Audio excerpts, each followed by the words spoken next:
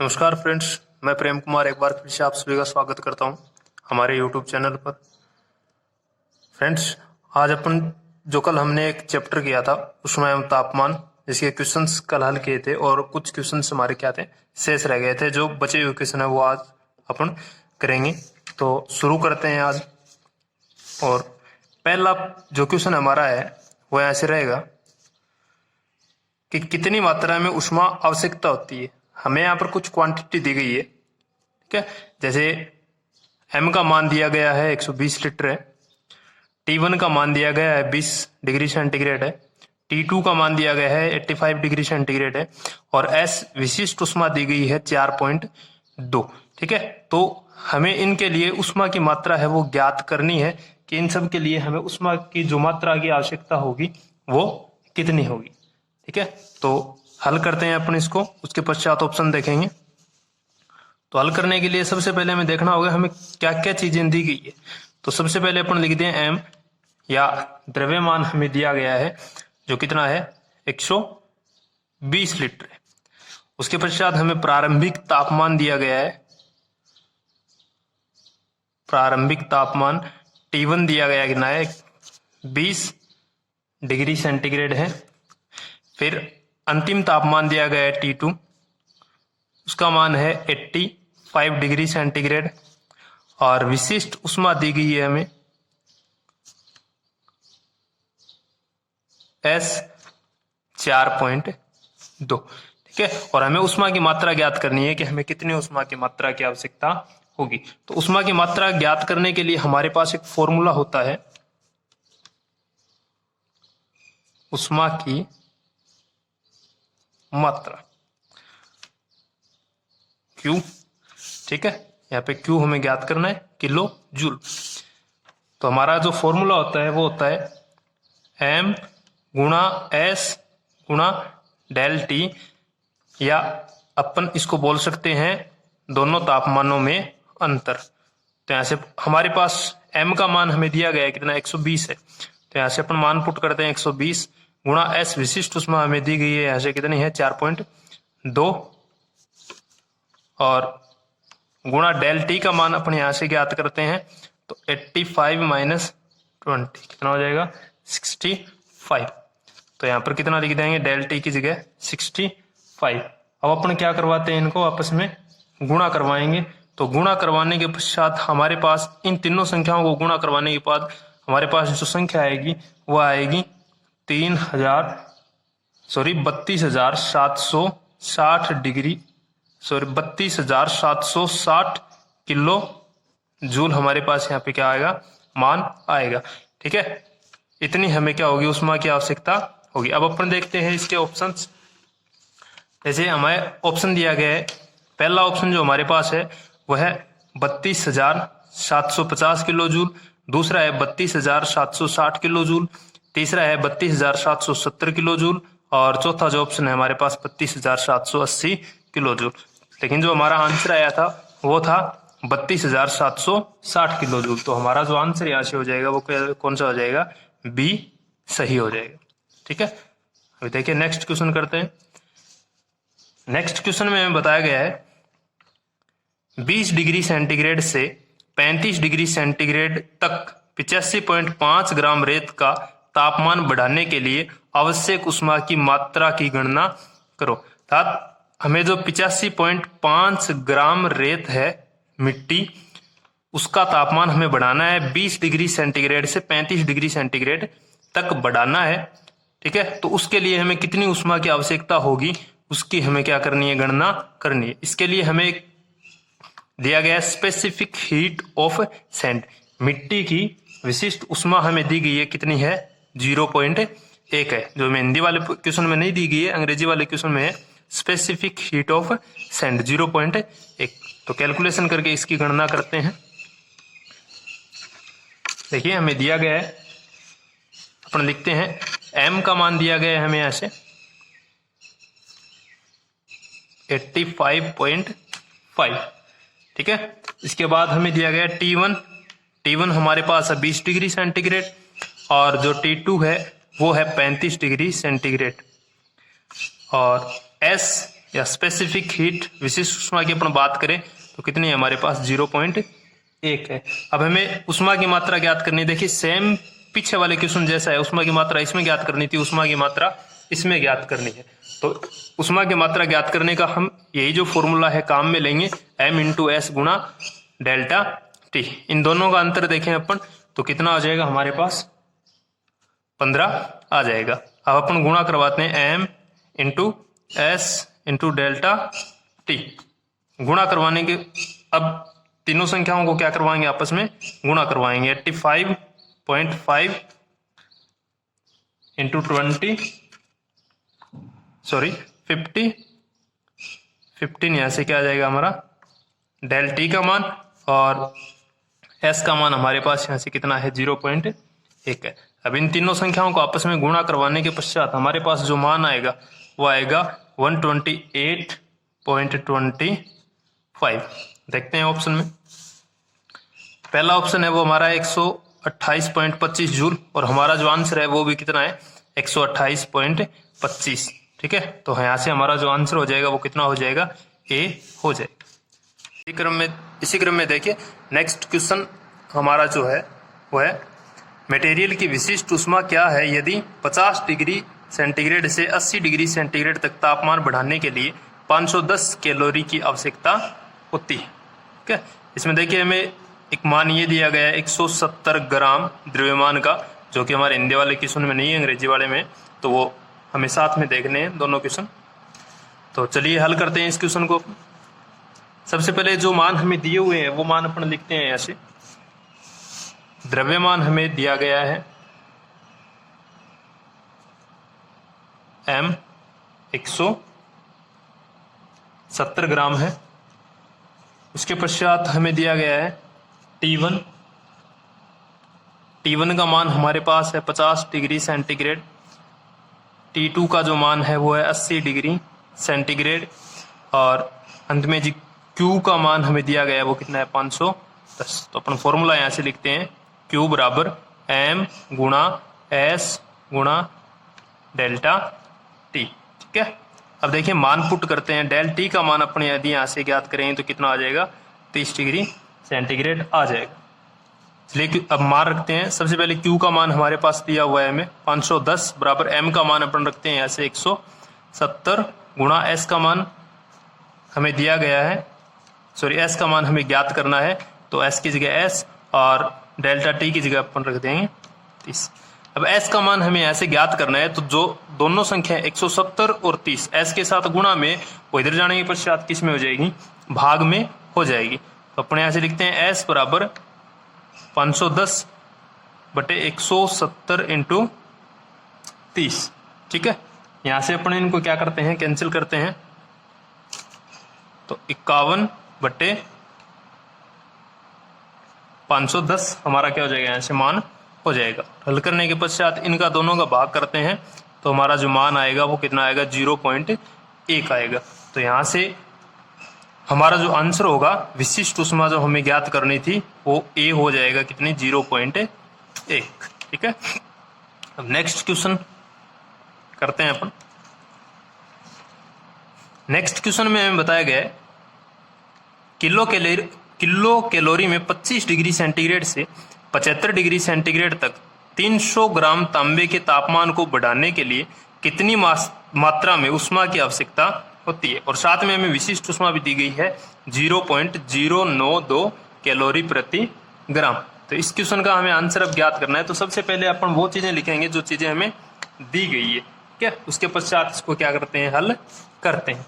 तो सबसे पहले अपन लिखते हैं द्रव्यमान या m का मान हमें दिया गया है। यहाँ पर m का मान कितना है हमारे पास, यहाँ से देखिए 300 ग्राम। तो लिखते हैं 300 ग्राम। ठीक है, T1 का मान हमें यहाँ से दिया गया है 25 डिग्री सेंटीग्रेड। ठीक है, ये हमारे पास क्या है 25 डिग्री, और T2 है 75 डिग्री सेंटीग्रेड। T2 कितना हो गया 75 डिग्री सेंटीग्रेड। इसके बाद हमें लिखना है विशिष्ट ऊष्मा जो हमें दी गई है 0.09। तो S का मान 0.092। ठीक है, ये जो मान हमें दिए गए थे वो मान हमने लिख दिए। अभी अपन पीछे वाले क्वेश्चन में फॉर्मूला लिखा था वही फॉर्मूला लिखेंगे फिर से। Q बराबर m गुणा s गुणा डेल टी। यहां से अपन मान लिखते हैं, देखिए 300 ग्राम हमें दिया गया है, इसे अपन लिख सकते हैं 0.3 किलोग्राम। Q का मान, ठीक है। अब देखिए मान पुट करते हैं अपन।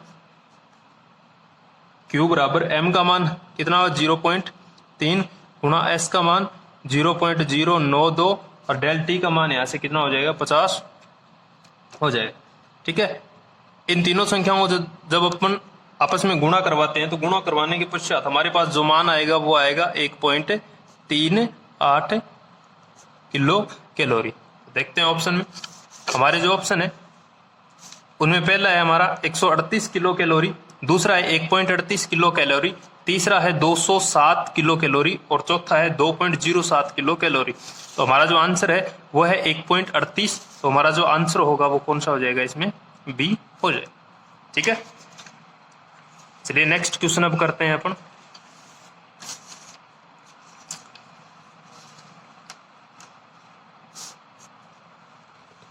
नेक्स्ट क्वेश्चन जो हमारा है वो है फोर्जिंग के उद्देश्य से 400 किलो वजन वाले तांबे के द्वारा 40 डिग्री सेंटीग्रेड से 72 डिग्री सेंटीग्रेड तक गर्म करने पर कितनी ऊष्मा अवशोषित की जाती है। तांबे की विशिष्ट ऊष्मा हमें यहाँ पर दी गई है 0.09।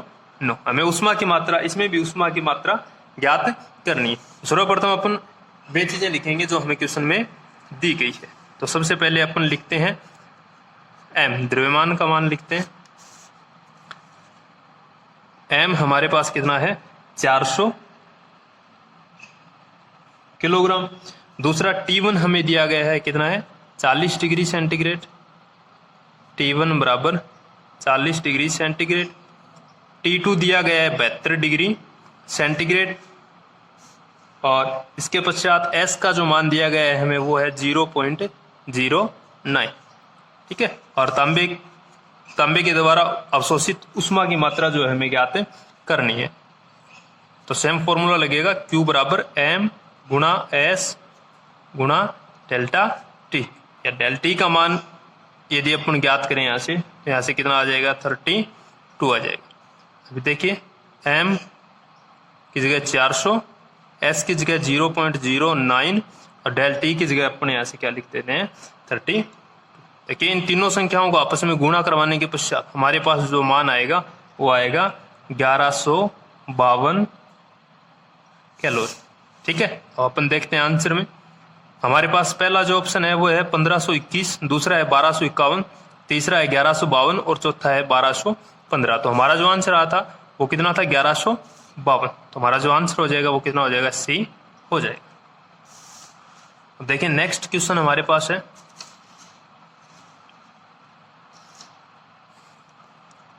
नेक्स्ट क्वेश्चन में हमें पूछा गया है उन मटेरियल को क्या कहते हैं जो रेडिएशन, विकिरण विधि, कंडक्शन और कन्वेक्शन द्वारा ऊष्मा के प्रवाह को प्रतिबंधित करते हैं। कल हमने पढ़ा था ऊष्मा संचरण की 3 विधियां थी हमारे पास, ठीक है। एक तो चालन, एक संवहन और तीसरी थी विकिरण। तीनों विधियों से ऊष्मा का संचरण एक स्थान से दूसरे स्थान तक हो रहा था और इसमें बताया गया है कि ऊष्मा के प्रवाह को प्रतिबंधित करते हैं। अर्थात ऐसी कौन सी चीज है जो ऊष्मा के प्रवाह को तीनों विधियों से ही और क्या कर देती है, प्रतिबंधित करती है, आगे नहीं जाने देती है। तो इसमें जो हमारा आंसर हो जाएगा वो पहला ऑप्शन इसमें दिया गया है कंडक्टर, जिसे अपन हिंदी में बोलते हैं चालक। दूसरा होता है इंसुलेटर, तीसरा है इसमें लोह और चौथा है एलोह। अब इसमें जो हमारा आंसर होगा वो हो जाएगा इंसुलेटर। इंसुलेटर क्या होता है, अचालक। इंसुलेटर क्या है, अचालक है जो ऊष्मा का चालन आगे नहीं होने देता है। तो यहां से जो हमारा आंसर हो जाएगा वो कितना हो जाएगा, बी हो जाएगा। यह अचालक पदार्थ होता है जैसे चीनी मिट्टी का बना हुआ होता है। नेक्स्ट जो हमारा क्वेश्चन है वो हमारे पास है इनमें से कौन सा ऊष्मा रोधक है। 4 ऑप्शन हमारे पास है, थर्मोकोल, तांबा, ब्रांस और एल्यूमिनियम। चारों ऑप्शनों में से हमें बताना है कि ऊष्मा का रोधक कौन सा है जिससे ऊष्मा का चालन आगे नहीं होता है। तो हमें पता है थर्माकोल जो शीट होती है या थर्मोकोल होता है वो ऊष्मा का चालन नहीं करता है, ऊष्मा रोधक होता है। नेक्स्ट क्वेश्चन देखते हैं अपन।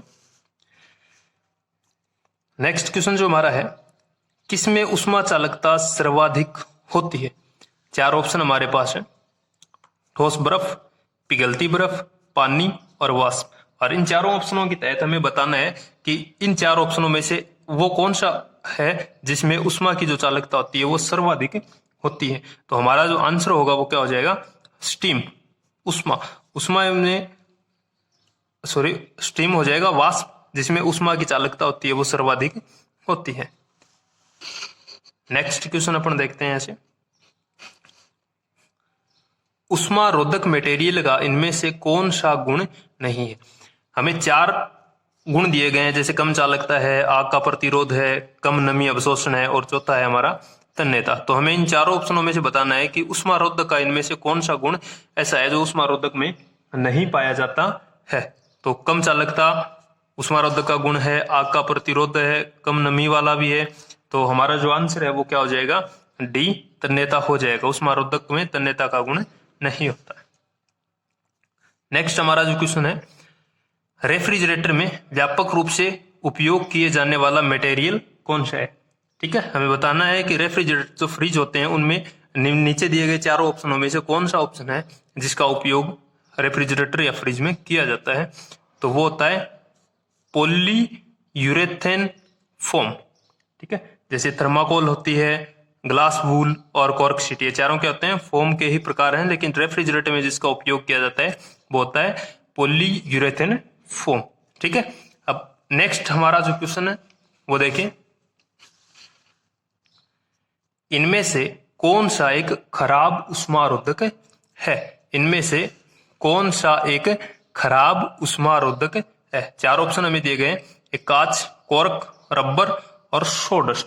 तो इनमें से हमारा जो आंसर होगा वो हो जाएगा ऊष्मा का कौन सा एक खराब ऊष्मा रोधक है? तो कौन सा हो जाएगा?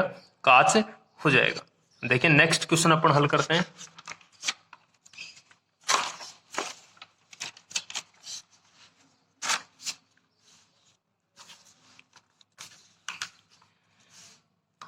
नेक्स्ट क्वेश्चन हमारा है, what is the melting point of aluminium? Melting point गलनांक हमें बताना है, एल्यूमिनियम का गलनांक कितना होता है।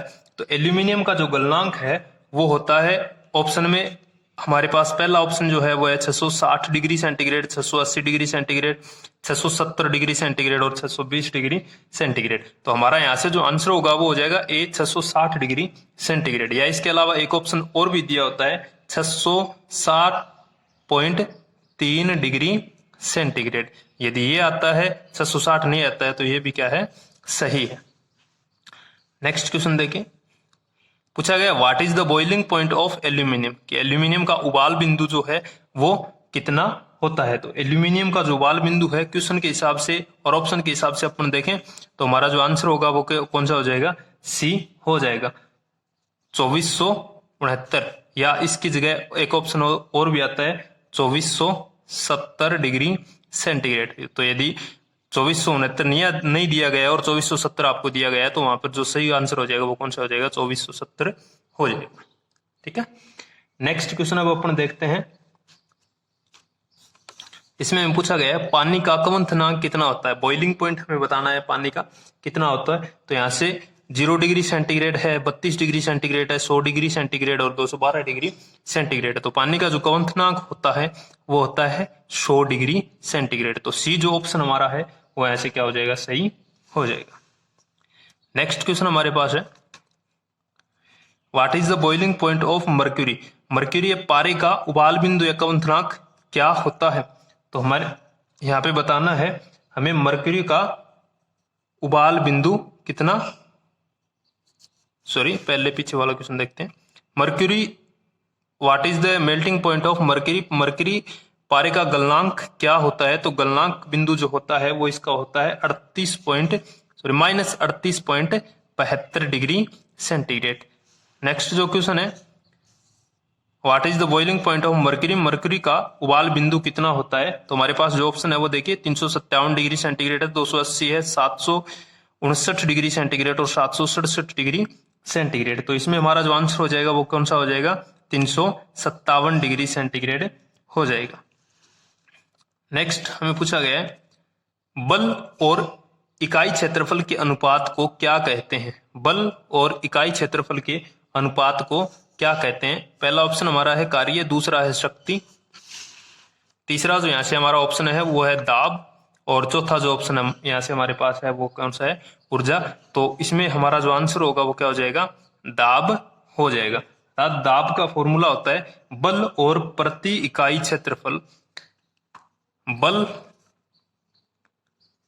और प्रति इकाई क्षेत्रफल के अनुपात को दाब कहते हैं। नेक्स्ट हमारा जो क्वेश्चन है वो है एक बार का समतुल्य पास्कल मान क्या होता है। अर्थात हमें इसमें बताना है कि एक बार के समतुल्य पास्कल कितने होते हैं। तो यहां से देखिए थोड़ा सा मिस्टेक है क्वेश्चन में लिखने में, यहाँ पे 10 की पावर 5, 10 की पावर 7, 10 की पावर 3 और 10 की पावर 9। तो एक बार के बराबर जो पास्कल का मान होता है वो होता है 10 की पावर 5। तो यहां से जो पहला ऑप्शन है वो हमारा क्या हो जाएगा, सही हो जाएगा। नेक्स्ट क्वेश्चन हमें पूछा गया है दाब की एसआई इकाई क्या है। दाब की एसआई इकाई हमें इस क्वेश्चन में बतानी है। तो पहला जो ऑप्शन है हमारे पास जूल है, दूसरा पास्कल है, तीसरा बार है और चौथा क्या है, न्यूटन है। तो इसमें हमारा जो आंसर हो जाएगा वो कितना हो जाएगा, पास्कल हो जाएगा। दाब की एसआई जो इकाई होती है वो पास्कल होती है। ठीक है फ्रेंड्स, इसी के साथ हमारे उष्मा और तापमान वाले पाठ के जो क्वेश्चन थे निम्मी पैटर्न पर आधारित वो समाप्त होते हैं। मिलते हैं नेक्स्ट वीडियो में एक नए चैप्टर के साथ, तब तक के लिए धन्यवाद।